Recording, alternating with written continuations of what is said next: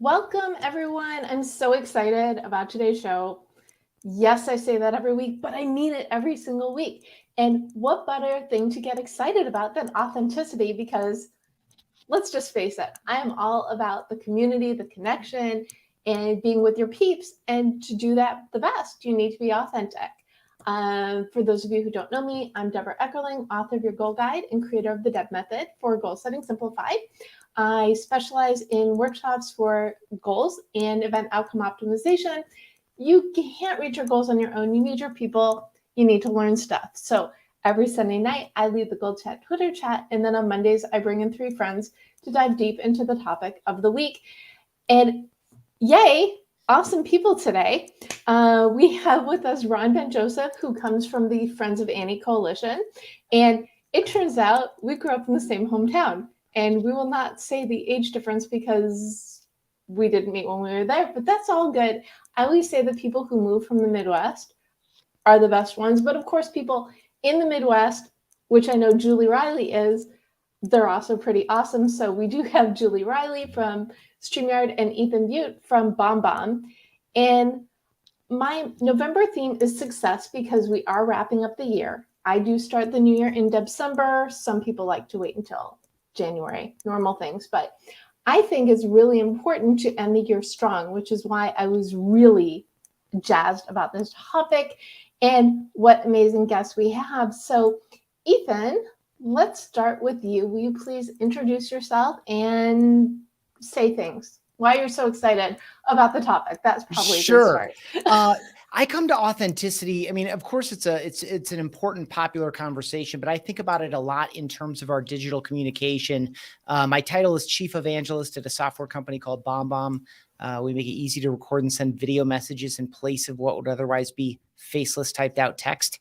I host 2 podcasts. I've been hosting the Customer Experience podcast for almost 4 years, and I just started a new one called Chief Evangelist, where I'm interviewing guests.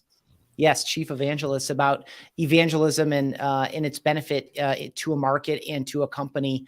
I've also written 2 books on themes related to this, including the more recent one, which is the yellow one, Human-Centered Communication, and the first book, the orange one, Rehumanize Your Business. So I was excited to get your outreach, Deb, about talking about authenticity. I love the format of this show, and I'm looking forward to the conversation.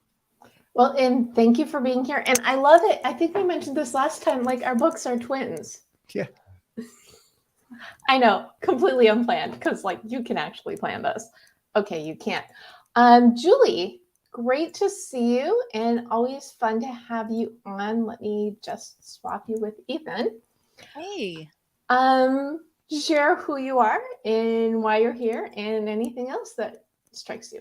Yeah, so I'm Julie Riley. I am the social media and community manager at StreamYard, which is what we're using to live stream this show tonight. And I love getting to work with all of my community members and all of our people on social. What I love about this topic is this is what I talk about when we're talking about live video, is being your true authentic self, because you can't fake it there. I mean, if you're a really good actor or actress, maybe, but when you're live, you're live. You are who you are in person. And that's what I love about it. And even though, okay, so I know this about you and Ethan, and maybe Ron will correct me if I'm wrong about him as well. But we've been doing this video thing before everybody had to do the video thing. Mm-hmm. And I think the fact that it's more like mainstream now and accessible has made it really better to have these kinds of conversations. Whether I was saying before we went live, this is where I get to hang out with my friends. You know, let's all go and be authentic together on a live stream. Do you feel like that has, am I right? Oh, definitely. And this is where these conversations happen. And the beauty of what any of these tools that allow you to create these multiple group conversations do is not only are you now able to talk to your audience, but you're able to talk with your guests and create a whole conversation. And then when you can bring the chat up in the comments, you can create that conversation with your audience members at the same time. So you're not just a talking head preaching at somebody. You're creating this two-way conversation, or four-way in this case, that goes multiple directions and really builds upon the story as you're going through it. Well, thank you for agreeing with me. I had a feeling that you would. Ron, welcome to the world of Goal Chat Live. I love that you said Debcember. Is that what you said, Debcember? Yes, I start the love new year in that. December. Thank Oh my you. God, make like as well you should. Thank you so much for having me on today, especially with authenticity. Authenticity is kind of at the core of the work that I do. I work with female executives, CEOs, and entrepreneurs who have been told they're too much or not enough in their lives.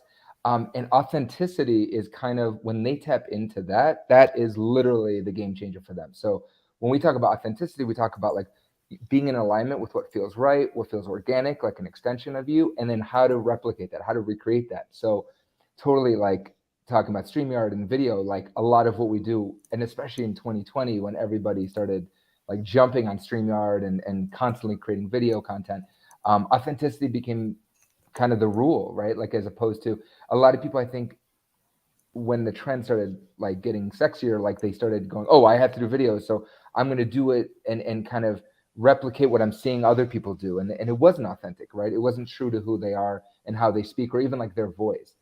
I was equated to like, it's like an opera singer who's trying to sing rock. It doesn't fit in your instrument, right?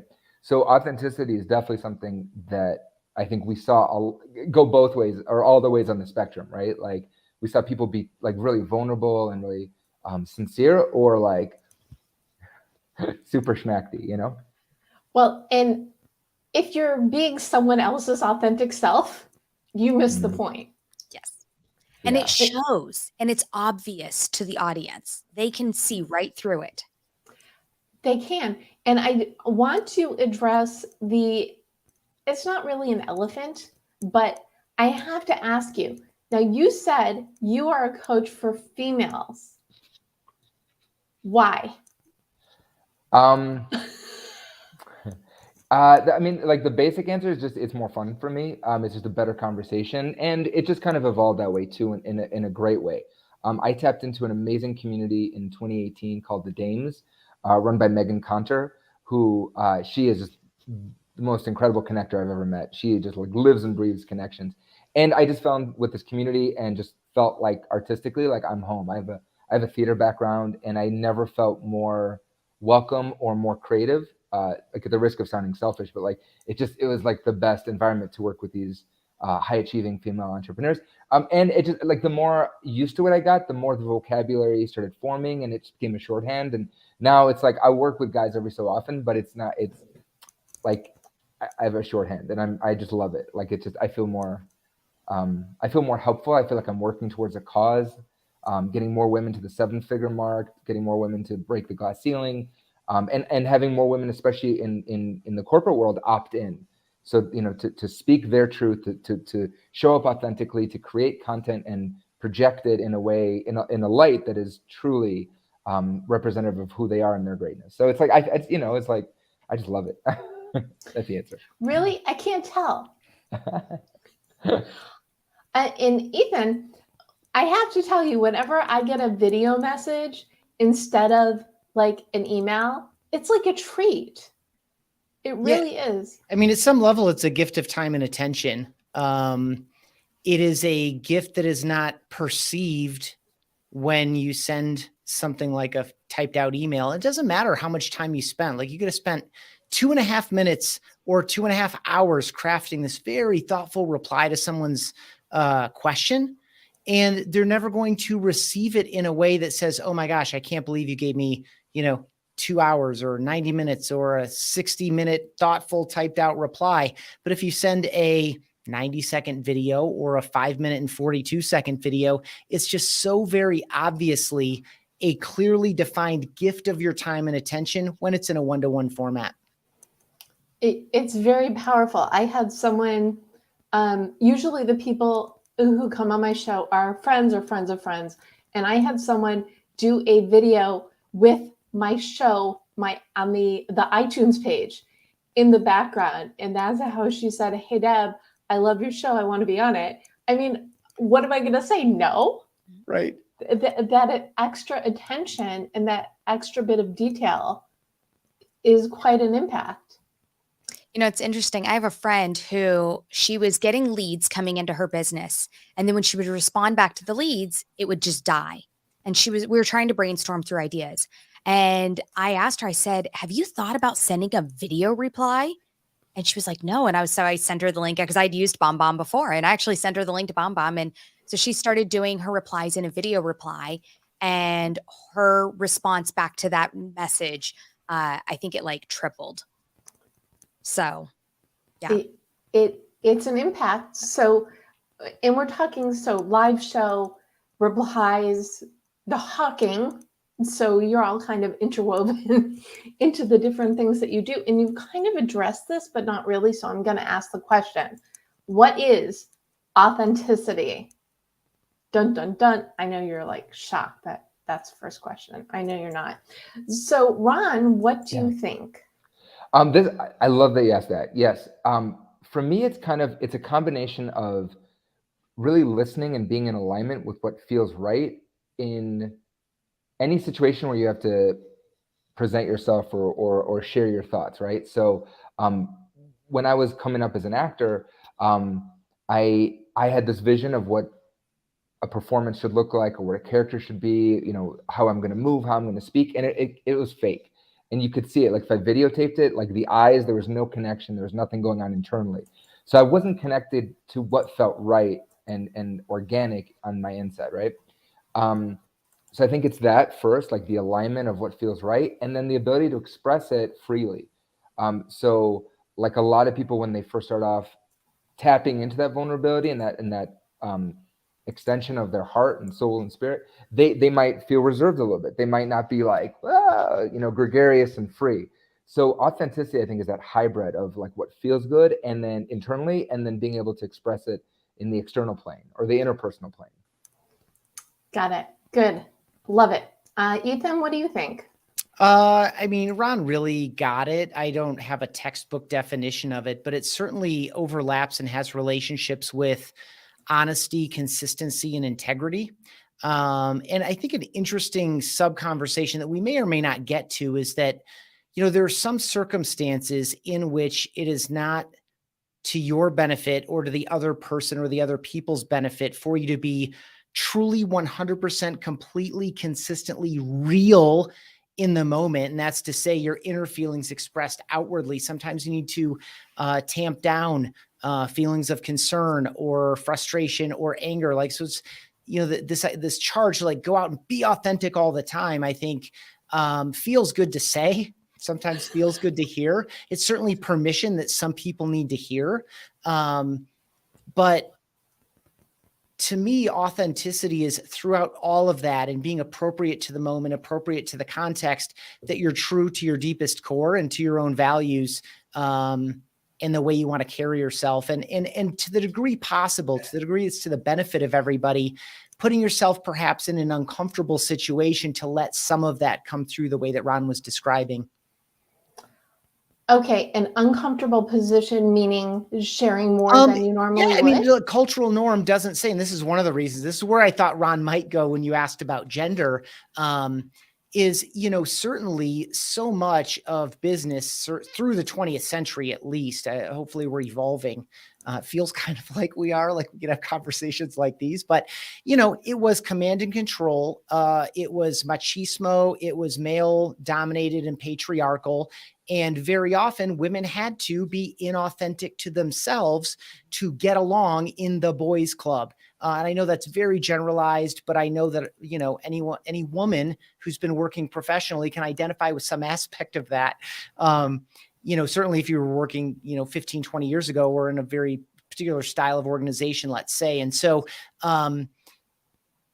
that adaptation has been forced. And so this ability to find yourself in a situation where being true to yourself and being more authentic in that moment feels like it's, and I don't mean this in the popular sense, but countercultural, like it's counter to the prevailing culture or context of the moment or of the scene or of the group, or of the scenario, circumstance, situation, stage, whatever, that you do step through that discomfort of vulnerability to be as authentic as you can in the moment. And I feel like we're at a place where that is more welcome than ever. And I think it's something that we should make much easier within our organizations as well, that for people to be able to behave in a more authentic manner more often, and not have to carry multiple aspects of themselves into a situation to determine how to ration that out to, the people involved.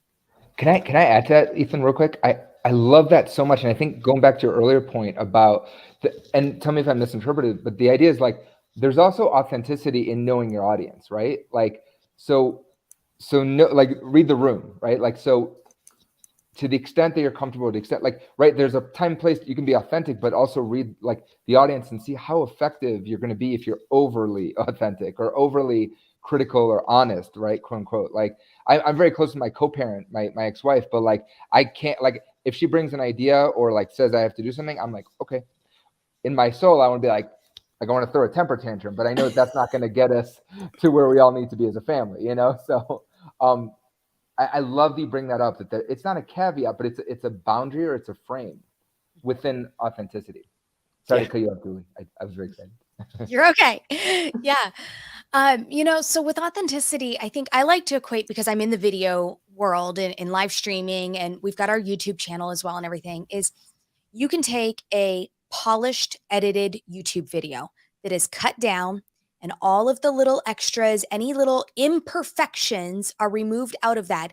And you're this perfect talking head that's got your smile, and everything's edited and cleaned up.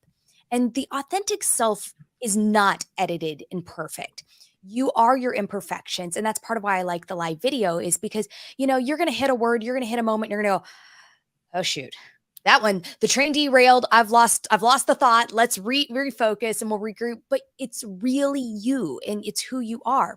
But I also love what you brought up about women in the workforce and women with that authenticity of, 15 years ago, I could not have shown up to a corporate job with purple hair. I couldn't have. It would not have been acceptable. And it's totally okay. I would not have shown up on a live stream with a hoodie on, but it's part of our StreamYard brand, which has become part of my authentic self. And so it's kind of molded with me.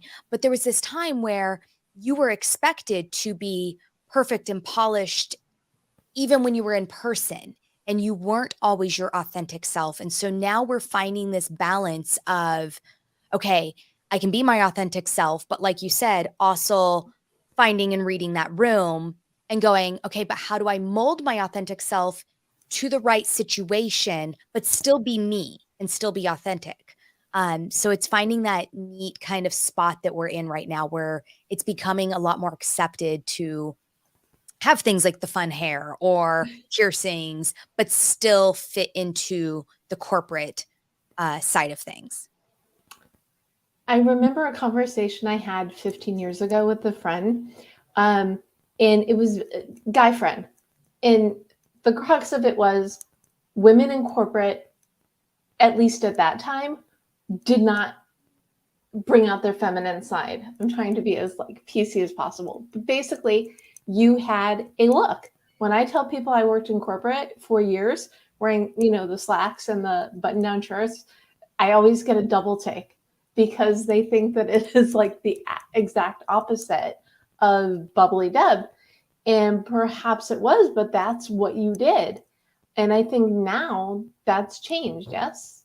Oh, yes, definitely. I mean, I think there's still some industries and some corporate businesses out there that have not evolved with the change yet, but they're getting there. The world is forcing them to get there, especially after COVID and the great escape of this workforce, where people are going, I don't have to do that anymore. That's not who I am, and it's not who I want to be.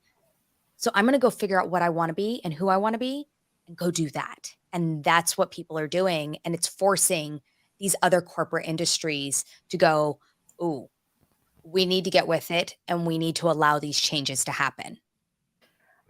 And I think tech and tech adjacent, which is what I call social media. I know it's still all tech, but I think, or I feel like that's the forefront, because when you work in tech, you need to be forward thinking, or else what are you doing?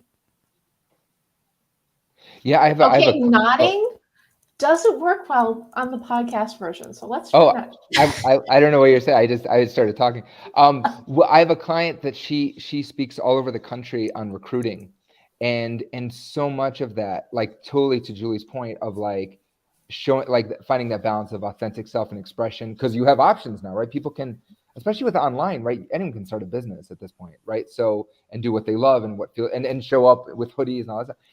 And it's so interesting. She does all these presentations about how to retain and engage when hiring, and at the root of all of it is like the thesis of like, hey, if you come work for us, we'll give you all this space to be yourself. And I don't know historically that was ever the case, right? Where it was like, we'll tailor our program to you, the individual employee, and that's phenomenal, right? But it's because I think people have options now. And that goes to the crux of what I do. You know, you get to have the life you want, but you need to give yourself the time, space, and energy to figure out what that is and make a plan to turn it into reality. So all this stuff really goes hand in hand. But if you want a great life, you should be yourself, because when you try and be someone else, it just doesn't work. Which leads into my next question, which Julie kind of spoiled. So in what ways do you showcase your authentic self, Julie? Well, some of those are, so when I've done some speaking, I remember, even in the early days of my public speaking, I would put on the dress and the heels and I would get on stage and I would deliver my presentation. But I am not a dress and heels girl. And I would get off of there. And the first thing I'm doing is like throwing the heels off and trying to put the sneakers back on and trying to get myself more comfortable. And so what I learned was, yes, like we said before, reading that room and going, okay, I'm not going to walk into a presentation of bankers in ripped jeans and a hoodie, but I can also find that balance to where I don't have to be this person that I'm not to deliver my amazing content. And really, if at the end of the day, they're going to not hear my amazing content because of me not being in a dress and heels, then they're not the audience I want to be speaking to anyways. That they're not who I want to be delivering my content to, because they're going to find something else. They're going to find, the purple hair or the piercing, or I'm not going to fit into their mold of what they expect. So they're not who I want to deliver my stuff to. So from there, it's going out and going, okay, I'm going to go find my audience. I'm going to find who I need to speak to. And then I can show up as myself. I can get out there and deliver everything they need to hear. And they're going to hear it. And they're going to walk away and go, wow, that was amazing. And we didn't see or judge or look over the whole picture that people have expected. My favorite way to showcase it is video, because I work from home. I'm in the Midwest. I don't have to travel all over the country for it. And I get to speak to a worldwide audience from Wichita, Kansas. I mean, what a world. Like, to think about, 7 years ago was the early days of live video. That was the pure Meerkat, Periscope, Blab days. That was when it really started to take off. And that's only 7 years ago.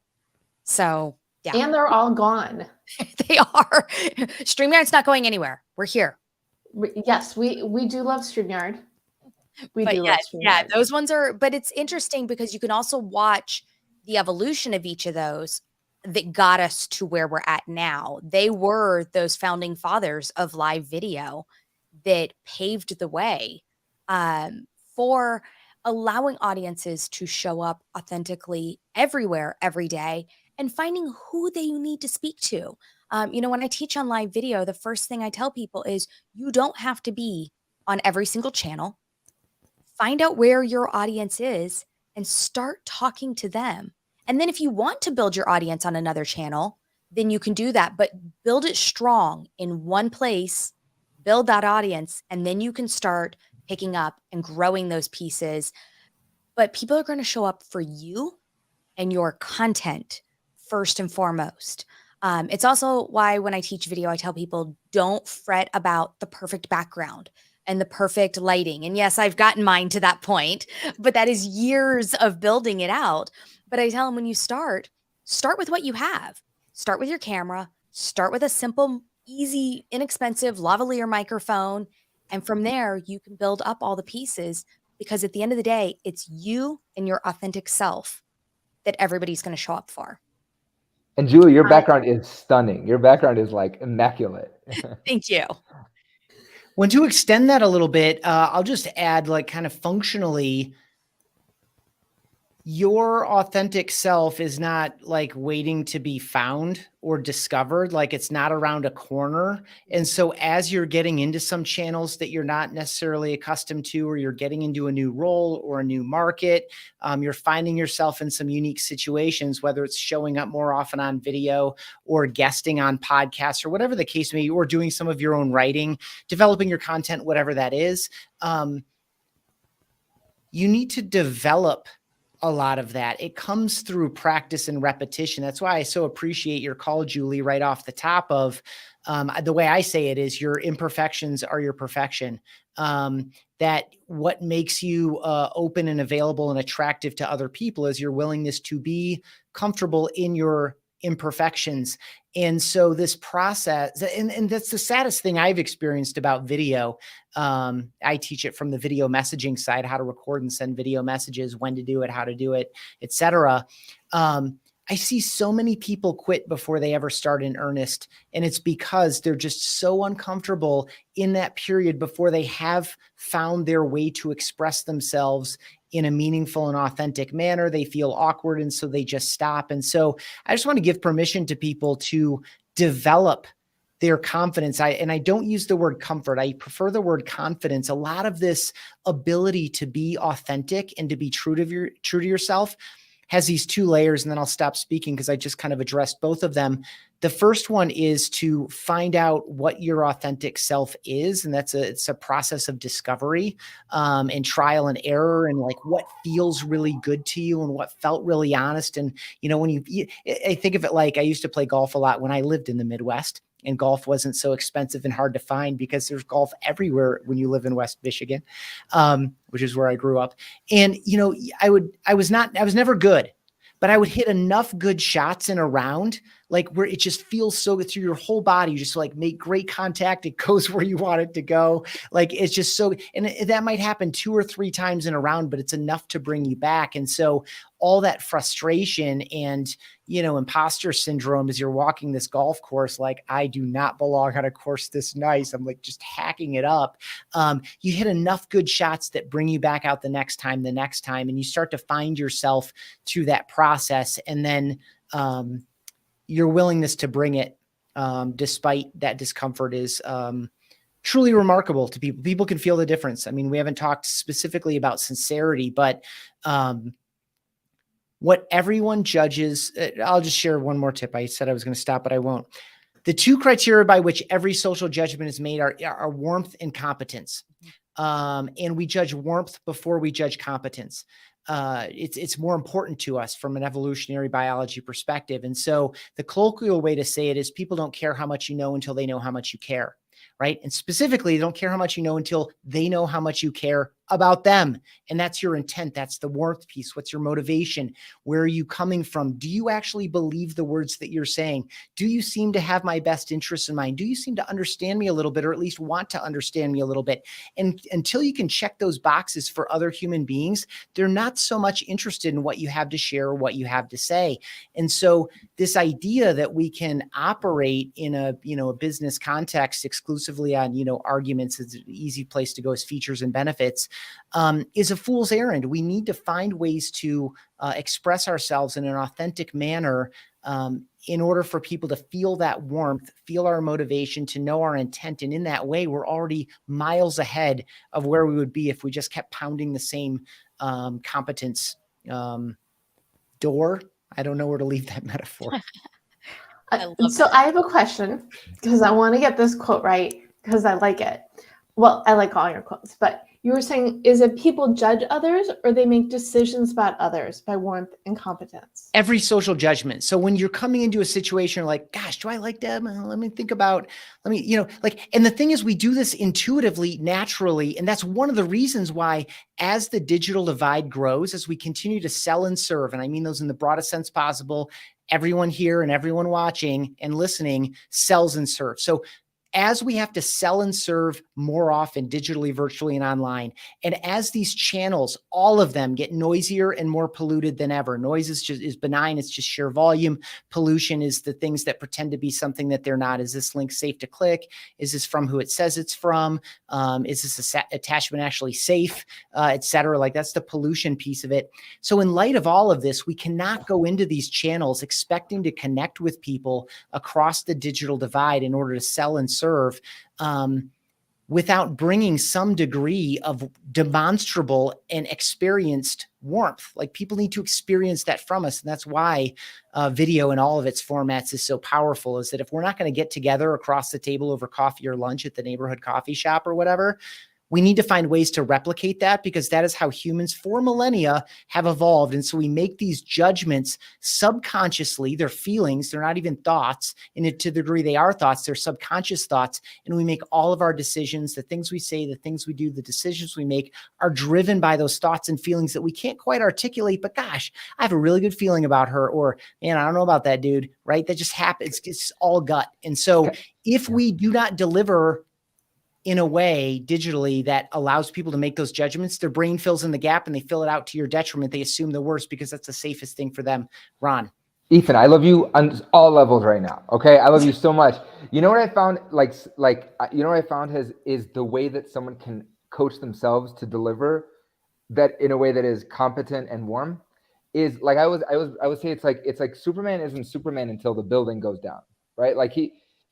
That's when his heroism and his powers really show up, when the building or an alien, something catastrophic comes in, right?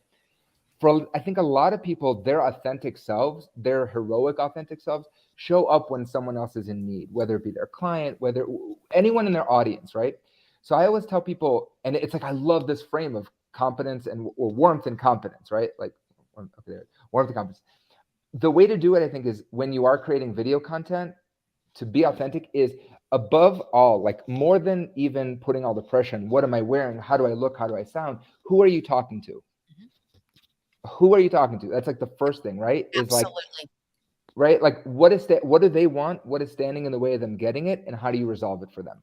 When we do that, we take the pressure off of ourselves. We are essentially creating something outside of ourselves that we can respond to as we would in a heroic situation. And then it's amazing to me when I direct clients' videos, that's literally what we do. And you see the shift. And it goes from, hi, welcome to my video, to like, hi, so thank you so much for watching this. A lot of you at home are watching this and you're thinking that, right, they're engaged, they're invested. It's competent and warm. Bam. Ethan, I like your style. It's good. It's good. I love that. And I love that, you talked about how they can see that shift, and to kind of piggyback on that that's one of the things I talk about is practice this. The more you start to do this and the more you start to realize you're just talking to somebody as if they're right in front of you, and don't put this pressure of this camera and microphone and all of these things. And the one I always tell everybody, Ethan, you mentioned that people often give up before they even really get started because of all their imperfections that they're hearing or the things they don't like, is we most of us struggle with something called voice confrontation, which is hating the sound of your own voice. And so then we give up because we're like, you hear it back and you're going, that is what everybody's hearing. That's what I sound like. I am done. And you're going, but we all struggle with this. If you go Google voice confrontation, it is hating the sound of your own voice. And it is something that we almost all have. And so once you learn to not hear that in yourself and to get over that and just push past that, you're going, okay, nobody else is hearing what I'm hearing. And I can move past that. And then I can start to feel comfortable with this camera, with this presence, with this on stage, wherever you're at, when you're being and showing up authentically. This is Julie, your voice is so calming, and like that was brilliant. I love it. I Like love seriously. that. But yes, but if I listen to this back later, I'd be like, "Oh, that is," but I've learned over years of doing it that I know I'm not going to like the sound of it. And I've gotten better about hearing it back and not critiquing myself as much as I used to. There's still things where I'll be like, "Ooh, I said so way too many times." Those filler words, and so I learned to catch those as well. But that's through years of practice and years of listening to it back and going, "Okay, don't listen to the sound. Listen to the things that I can do to improve. Was I talking too fast, too slow? Where was I at? And those things that I can then go back and improve upon to practice and get better at." But you're like perfect proof of having the experience and having that blend of like nonverbal and verbal all being in alignment. And like when you talk, it's just like it's so engaging because it's coming like yes, you have your different rhythms and your different dynamics, but like slow, fast, whatever. But it's like it all grows out of you. And you seem it's like really cool to watch. So I hope when you watch this again, you'll be like, yeah, I rocked it. Well, thank you. I appreciate that. Well, I think you're all amazing. I just want to share something quick. I'm sure you can't see this, but I have this sticky note that you can't see, but what it says is use your indoor voice. Don't say okay. Don't say should. Yep. All those little reminders, those little key things.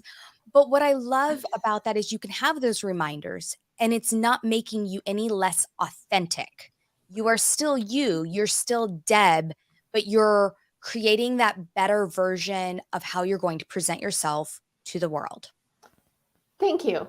And believe me when I tell you, I don't remember the last time I looked at it, but it's there. And as you're talking about the ums and the filler words, I'm like, wait, where is that? Oh yeah, it's right here. So also when you write things down, then you don't have to look at them. They sort of get sealed in your brain. I think another key in which you're all really saying is to just be that amped up version of yourself, because you need to amp a little. I mean, you can't like a hug via computer. I mean, you can. It looks silly and we do it anyway. But exactly, or a high five or whatever. But what are some other things people can do to really tap into their authenticity? Ethan? I think one thing that helps straight away is to be doing work on themes that you actually care about. And if you find yourself in a situation where like, you know what, this is fine, gainful employment.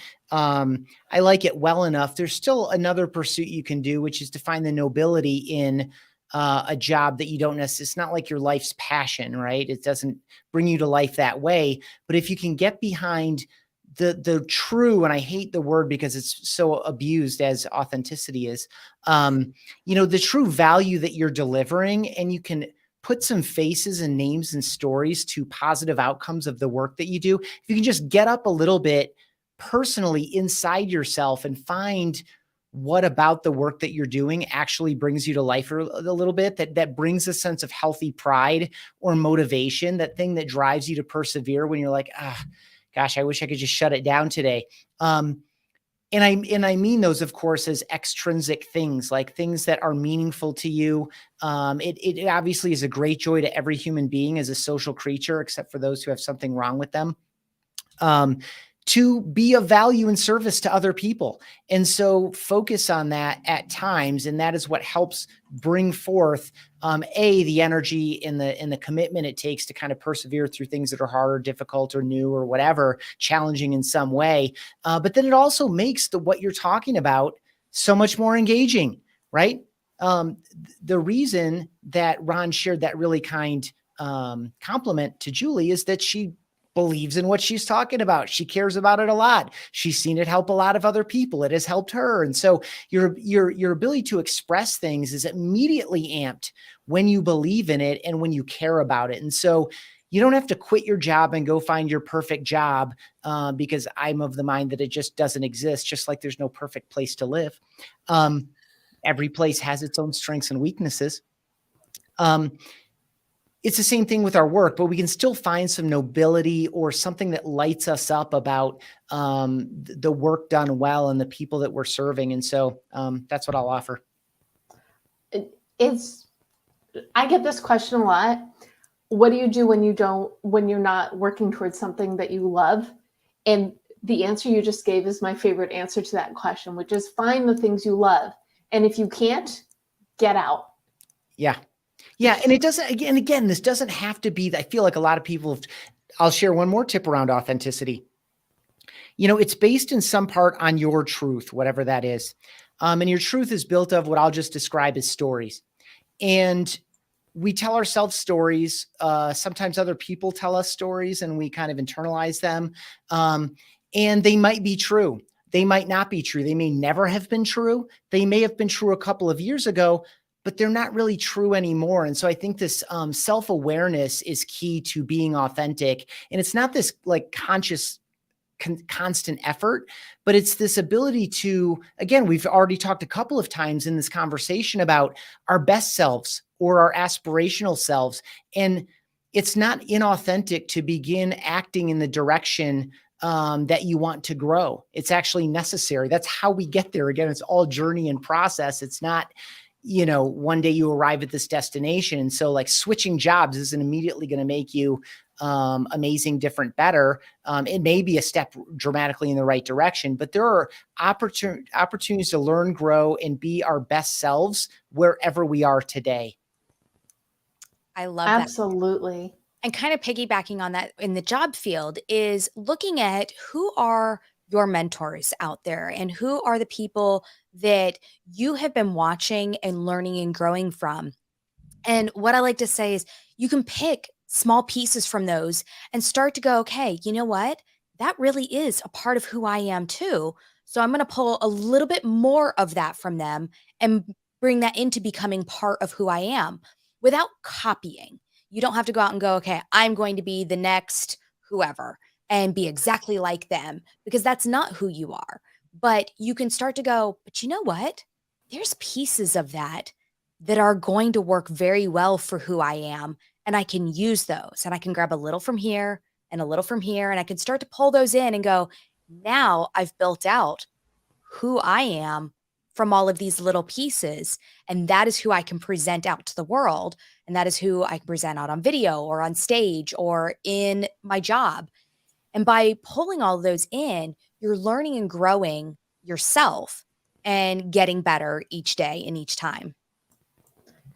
Yes, because we're not improving. What are we doing here, people? Come on. It's just great. I'll just make a dumb, simple analogy based on what you shared there, Julian. It's like your favorite band or your favorite artist is a collection of all of their favorite stuff that they've listened to for years, but there's still a completely unique sound. Yes. I would also say that we've all heard covers of some of our favorite songs and we're like, I don't know about that direction. We're like, oh my gosh, I don't think of the song the same way anymore. So it's all so much about like this idea of drawing on your influences and incorporating aspects of things that you really appreciate and want to be more a part of you, something that you want to more become, is also not inauthentic. Yeah. I just heard a cover, Bruce Springsteen doing a cover of "Staying Alive." Okay, let me just leave that for a second. And it was a Springsteen song. It was fully like, well, you can tell by the way I use my what. It was like fully a Springsteen song. It was so authentic, and it was heavily influenced, obviously, by the people that wrote it, the Bee Gees. But it was his like rhythm, his instrumentation, the E Street Band, and I related to it so much that I went and learned to play it myself and did my version of it. So it's like such an apt point. And like that, I would give the tip. And I say this hyperbolically, but like I would say there's two like generalization, two kinds of people: those who tried stand up and those who haven't. And like that's a horrible thing. I mean, like I don't think everyone should do it, but I would say like try stand up.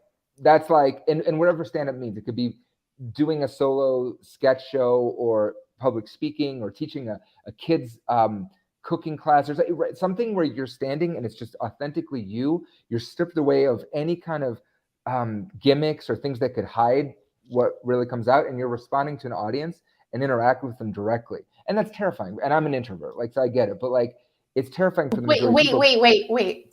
Did you just call yourself an introvert? You just called yourself an introvert. I think you froze him. Yeah. You Where like did my sent video him go? into Where did my silence. video go? Yeah, back. I was like, that's so He intense. was so shocked by the question. No, Did are you just you? call yourself an introvert? I'm shocked that you're upset by it. Like, yes, I'm I an introvert. am. I'm social. I have social anxiety. Put me on stage in front of an audience with a guitar and a microphone. I know exactly what I'm doing. Ask me to go to a party in March. I'm gonna freak out about it now. Like, I'm a super introvert. I'm also an introvert. I draw like I really Yeah. enjoy engagements like this, and I really enjoy social settings of all kinds. But I will withdraw at the earliest opportunity in order to restore my authentic self. Yes. Yeah. I I have was to go having. decompress. I have to Oh, get to the room. Like if I'm at a conference and by the end of like the networking, I'm like, get me in my room. I don't even want the television on. I want silence and decompression. oh, Deborah. The first half hour of this call, I was anxious. I was playing with my like anxious stone. Yeah, I'm like, Interesting. yeah. And Did I'm we probably cure you? We're nice, no, but friendly people. there's no cure, but it's like we get through it, Wait, so what you're telling me is of this group, I am the only extrovert. Like through Well, and you are through. the host after all. I am the host after all. See, I get joy, I get energy. I could be having like a really frustrating day. Oh, I've got to do my show. Okay, I have to go get camera ready in the next 5 minutes. And then the camera goes on, and this is my happy place. This is my Well, see, this energizes me. But the stage will energize me. Like if I'm public speaking, the stage will energize me. But if you put me into a group setting where I then have to start just mingling and having in those conversations, that does not energize me. interesting. Someone 100%. because I used to work for a Social Media Examiner, and there's someone I used to work with there, and I was her guide through all the mixers because she needed it. Some people need that tag team to like barge into conversations. I am the one who barges into who inserts herself. Well, and this is such a good point as well, because I think a lot of people stop themselves short of doing video and presenting and showing up authentically because of the introverted nature of like, well, I'm so depleted by being around others. Which parts of myself do I put out there, right? Like, so this is such a great point, I think, in all this is like, how do you authentically put yourself through the ringer of video, consistently creating content, performing when it might not be the thing that you gain energy from, right? And I think again, it always comes back to this idea of like being in service of, like you said, like Ethan said, like unless you're have challenges, like you're people love helping others, and I think introverts do it in the most incredible way, especially on one-on-one, right? Like introverts are incredible at one-on-one, like listening and all that. And so I think like, again, if they think about it, like there's someone on the other side that's receiving the information and receiving the help, that opens them up and then it becomes something more authentic. Yeah. And I think to piggyback off of that is knowing how to turn it on in the right situations and then learning what you need to then recharge. Like I said, like at the end of the conference, then I go back to the room and it's no television, it's no outside, focuses, and I can just read and bring myself back down. And for me, that's my like, okay, now I'm ready to go the next day. I can do this again. So it's learning what you need to recharge when you are in those situations.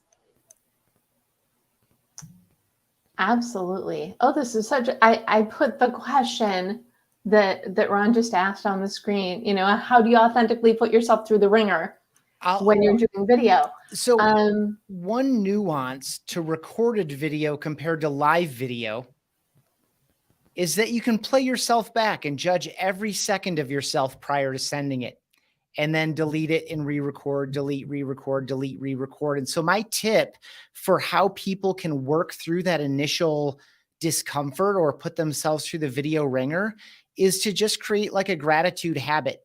Thank you videos are the easiest videos to record and send. You don't need a script.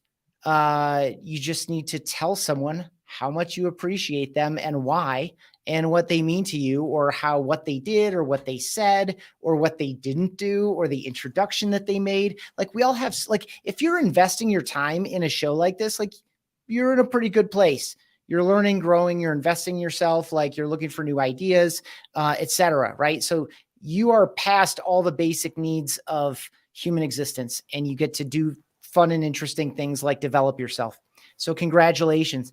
And so this ability to, so you have a lot to be thankful for, because none of us gets here alone. And so whether it's time, Ethan, that was awesome. That was so great. I love that. Ethan, that's so true. It is like, we all have a lot to be thankful for. And so it should be easy to time block, 10 minutes, a couple times a week, and just send some thank you videos. So what I do is I keep a notebook at hand. And when I hear someone's name come up, like so I'm in the executive leadership team meetings and the senior leadership team meetings, when I hear someone's name come up, who works in a department that's different from mine, I report up into marketing. I'll just make a note and I'll just keep notes. Or when someone comes to mind, this happens to all of us all of the time. Someone comes to mind, like, oh man, she's so cool. It's been a long time since I connected with her. And then the moment passes, something else takes our attention, and we move on through our day. I try to capture those and write those down too. And then when I find 10 minutes between meetings or something, I'll knock out 3 or 4. Hey, how you doing? I was happy to hear. I was sorry to see. I was sorry to hear. Thank you so much. Congratulations. Good job type video messages. And that habit, lowers the threat of what it looks like and feels like, this, anxiety around your voice and how much you don't like it. All that stuff starts to go away through repetition. It is a degree of exposure at some level to get through the video ringer. But I would just add it.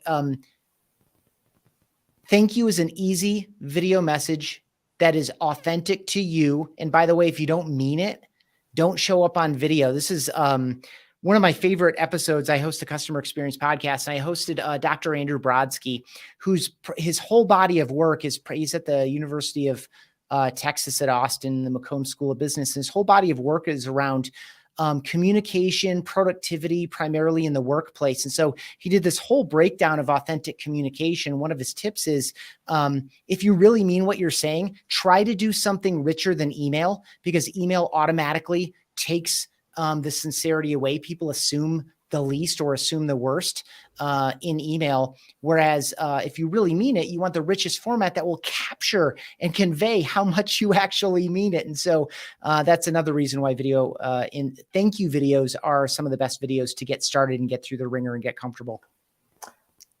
Did you know, Ethan, the first video message I ever sent was to you? No. Because you were on my friend was Viv on your show, or you were on Viv? Yeah, she has been. Absolutely. Okay. Yeah. And I think that's how we met. And I think I messaged you and you replied with a video, and I said, okay, if not now, when? But I think it was the first video message I ever sent. So thank you for that. That's awesome. And here's what I'll say. It didn't feel like your first video message, because you knew what you knew what you wanted to express, and you just did it. Right. Mm-hmm. And so that's why I like confidence more than comfort. Comfort is this kind of like lean back thing where I can just kind of, and I feel like a lot of people who embrace authenticity approach it sometimes from that kind of lazy or lean back position of, I'm just going to be comfortable in my place, and I'm going to expect other people to conform to me, rather than confidence, which is fundamentally attractive. It's way more engaging. You're going to learn and grow a lot more through it. And that confidence is just a really winning posture. And this is going to be controversial at the end of an authenticity conversation.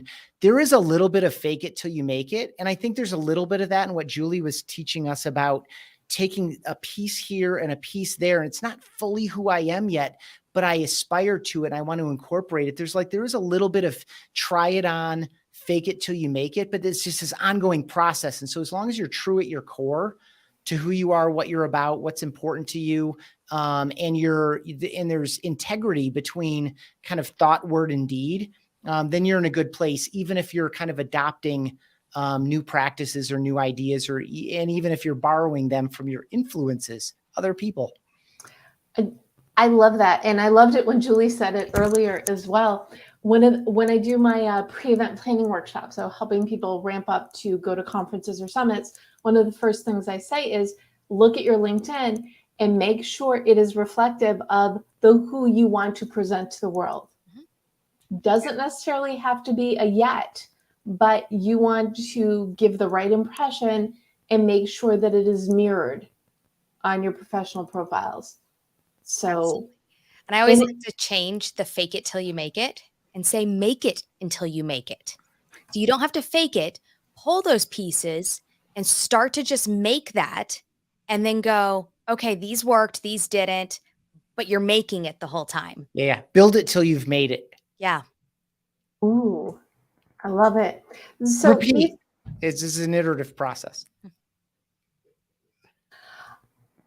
now the goal that you just gave, is that the goal that you want to gift, or do you want to gift something else? No, I feel like I've dominated the back half of this conversation. I'll let my offerings be of use as they are. Okay, goal from Ethan, block out 10-minute keep a notebook of, and I love this tip because if you don't write it down, it goes away. Keep an ongoing notebook of people that you want to message and then do 3 in a 10-minute block of time. The other reason why I love it so much is if you give yourself that goal of 3, you can't overthink it. You just have to go boom, boom, boom. So I love it. That's a great summary. Thank you for that. Oh, you're welcome. That's what I do. Ron, what goal would you like to gift? Yeah. Again, the idea of like try stand up, but it doesn't have to be stand up, but it's try something where you have to authentically stand there, present yourself, respond, be in service of, and it could be as simple as just being aware of when you're on a call with someone, or when you're working on a team and you're trying to help someone learn something new, or, you know, kind of cross a threshold, experience a transformation of some kind.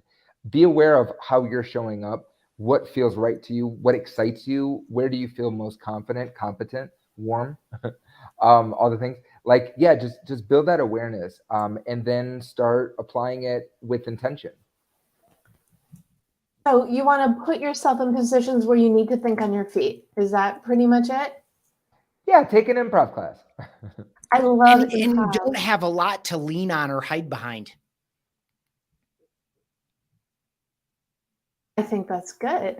So try stand up, and if you don't want to stand up, sit down.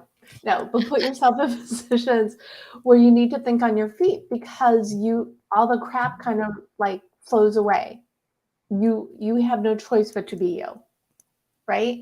Exactly. Yeah, exactly. That's where you're like, your true leader will arise in that conflict of like, I have to respond on the spot. It's like, I learned being a dad, like I didn't become an adult until I'm in Colorado, and we had the Marshall fires literally across the street from where I live, and down the street from where my co-parent and daughter live.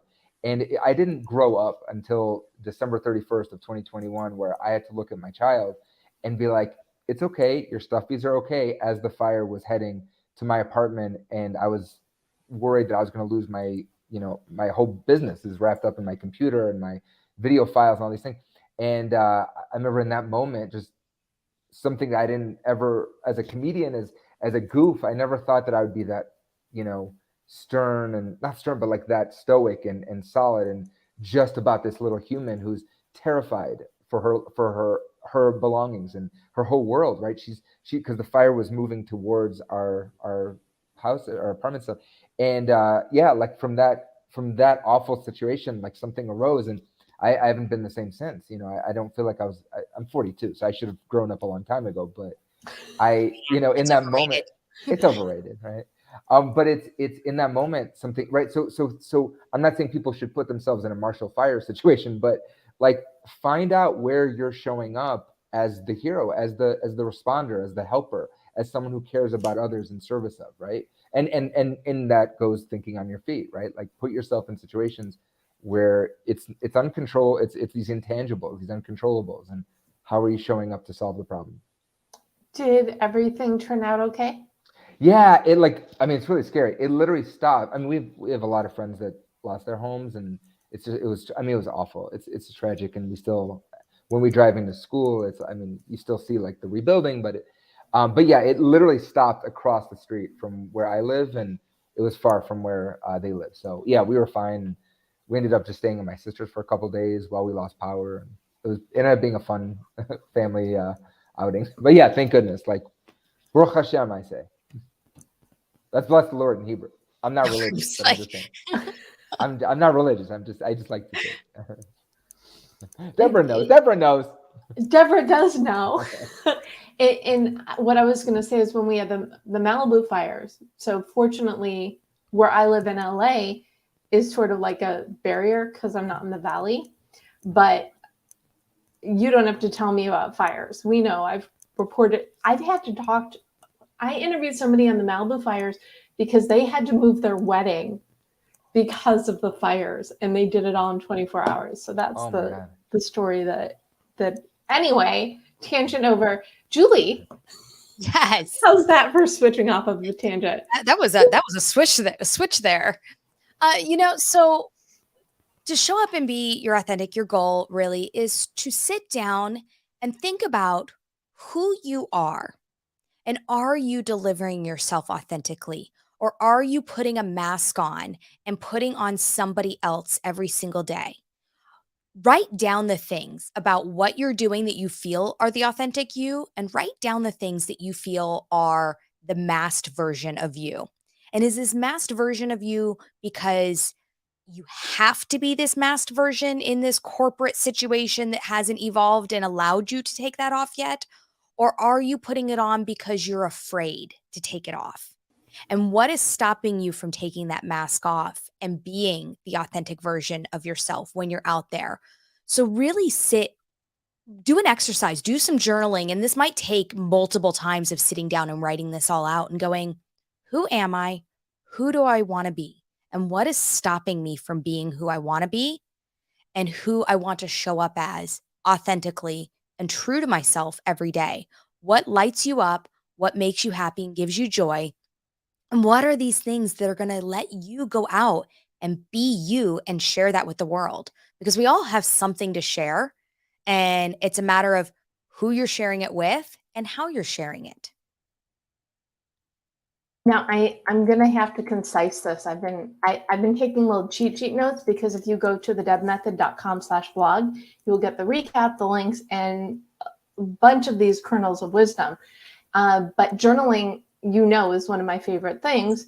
And I call it the directed journaling method. Sit down a couple times in a week, make an appointment, and do the things, and make an honest evaluation of yourself so you can take that information and move forward. Yeah. You might find that you've been, even with your family, putting a mask on and not even realizing it. We've put ourselves in these situations that have become so automatic that it's that, you walk into the office, or your kids are coming out and you're trying to talk to them. And so suddenly you're like, you'll feel it. Once you start recognizing it, you'll feel your shoulders tense up, or you'll feel your body change, and you'll go, oh, I did just do that. And I didn't need to. Why was I putting this mask on with my kid who was coming in? But you've become so automatic at doing it in other situations that once you start to catch it, you'll start to catch it often and then go, okay, relax, breathe. Let's work through this. And who am I and who do I want to be when I deliver it out?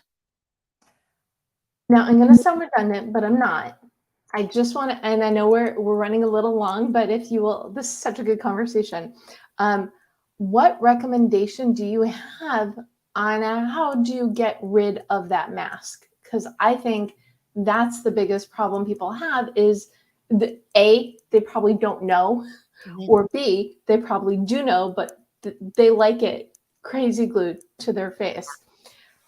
A lot of it's going to be once you start to figure it out. It's kind of like your little note there that you had by your screen that said, don't say should, don't say the ums, don't say the so's. Once you put it in your head, once you have it written down that you're doing these things, you'll start to hear it more often. You'll start to see it.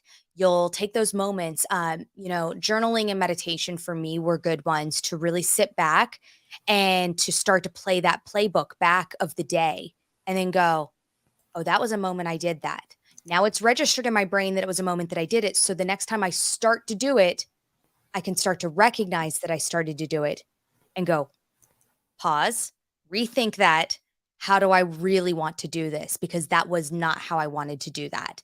And it's practice and it's time. It does not happen instantly. You're not gonna write this list down and go, okay, this is who I am. This is who I really actually authentically want to be.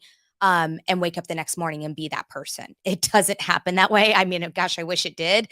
That would be amazing. But it's going to take time and take recognition and teaching yourself. It's a lot like a public speaker or somebody who has gone to improv, like you said, where it's learning. You're growing, and you're going to have to continue to teach yourself these moments of practicing through that. Love it. Start with awareness, pause, and rethink when you feel the mask coming on. And I love Ethan and Ron's take on this as well. Do you have any magic mask removal solutions? Ethan? No, it's exactly what Julie said. It's this understanding it, right? So that you can so that you can consciously recognize it, because so much of it is just like deeply baked habitual behavior. It's a coping mechanism for some other thing.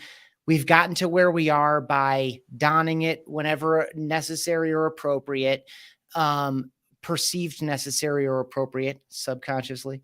So that just being aware of it at all, it's anytime you're trying to change any habit, it's like being aware of when you are making the decision to do the thing, wrestling with it with yourself, giving yourself permission to fail sometimes and can do whatever you said you weren't going to do again anyway.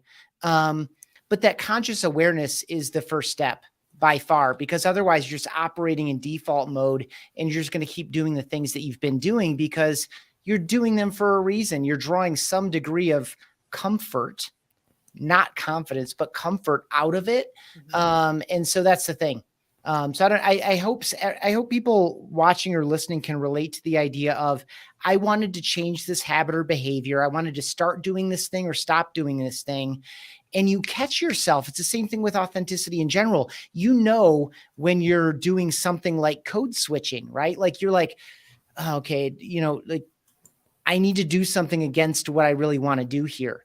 And so when you catch yourself consciously around the mask wearing behavior, and by mask wearing, we mean hiding whatever you really wanted to say, hiding what you really meant, hiding feelings that are reasonable and appropriate for the situation, but for some reason you feel socially compelled to withhold your words or withhold your expression. Like that's all the mask wearing behavior. And so when you catch yourself doing it, just be aware and try not to do it as often. And I love that you said, give yourself permission to fail, because you're not going to get it right away. And it's going to take time and it's going to take growth. And if you go beat yourself up the first time you get it wrong, then you're going to give up. And you're going to tell yourself the story that you suck at it and you can't do it. Yes. Yeah. Which is not a fair story. No one wants that. Yeah. Actually, I learned stand-up this way myself. I used to perform stand-up and singing as a Neil Diamond impersonation. So I created a Neil Diamond impersonator act where I was pretending to be a Neil Diamond impersonator. So it was a sketch character. And I'd get up in comedy clubs in Chicago and I'd be like, how many of you have a dream? Well, my dream is to be a Neil Diamond impersonator. And then I'd put on a wig and like the guitar, and I'd start playing and do jokes as this character, as this lame guy who goes around the country and does Neil Diamond. And my friends who were comics were like, you're killing it. Everyone's laughing, but you're not, it's not authentic. And my argument at the time was, well, it's a mask because I'm afraid to write for myself. I'm afraid to share what's going on in my heart. Well, I did it for about 5 years. And then when the marriage started going south, I started, for the character, I wrote about my wife hates me and all these things. And I played like a video of it after a performance from my wife at the time. And she's like, this is awesome. The material is great. It's funny, but like you're for the first time ever, you're breaking character, right? So the mask wasn't serving anymore. And there was like pockets of light that were just shining through it of myself. And what essentially ended up happening was I created a new security where and I think that's the key to change, right? Is creating a new security on the other side of the change fence, right? Where you're like, I see the vision of what it's going to be like when I'm not wearing the mask anymore and I'm being myself on stage. And that actually is more secure than me doing it this way, right? The old way is not serving anymore. It's not as safe as it used to be. It was there to keep me safe, right? Permission to fail, permission to try. And I literally learned to sing doing this. Like it was safe for me to sing as someone else. And then I learned to sing, and then I started getting invited to sing. And certainly as a comedian, I started writing for myself. And then it was like a few months after that, it was like, that was July. And in September, I did my first show as me. And again, it was like, it killed because, and it never used to kill before, but it killed because I was ready. Again, created a new security. That being said, I'm so sorry. I have to run because I have to feed my child. She's in the other room. So I'm so sorry. Before we go, Yeah. to help people where they can find you, we're going to wrap in the next 2 minutes. So Ron, where can people find you? You can find me on Instagram or Facebook, Ron, last name Ben Joseph, Ben-Joseph, or check out my website, Artful Speaking with 1L, artfulspeaking.com. Awesome. And Julie, where can people find you? I am at Social Jules ICT on all of the socials. And then, of course, on any of StreamYard's channels. Wonderful. And Ethan, where can people find you? I am Ethan Beute on most social networks, ETHANBEUTE, and depending on the network, it's jammed together or two separate words. And BombBomb is just the word bomb twice, BOMB. So that's bombbomb.com and BombBomb on all the socials. Excellent. And as I mentioned before, you can go to thedebmethod.com/blog to get the recap and the links. And I will put your links in the chat as well as your LinkedIn's, because I find that's a really valuable way for people to connect and meet you. And I am at The Deb Method everywhere, and you can learn more about me either at thedebmethod.com or at eventoutcomeoptimization.com to learn about my workshops. So, oh my goodness, what a wonderful conversation. And boy, did the time go fast. Thank you so much, Julie, Ethan, and Ron, for joining me today. And for those of you who are listening or watching, whether you're watching Gold Chat Live or listening to the Deb Show, the podcast, thank you for choosing yourself and choosing to be more authentic. We know you can do it. So just go on out there and go for it. Thanks, everyone. Thanks, Deborah. Thank Thank you. you. Nice meeting you. Thank you. Bye. Thanks, Deborah. Good job.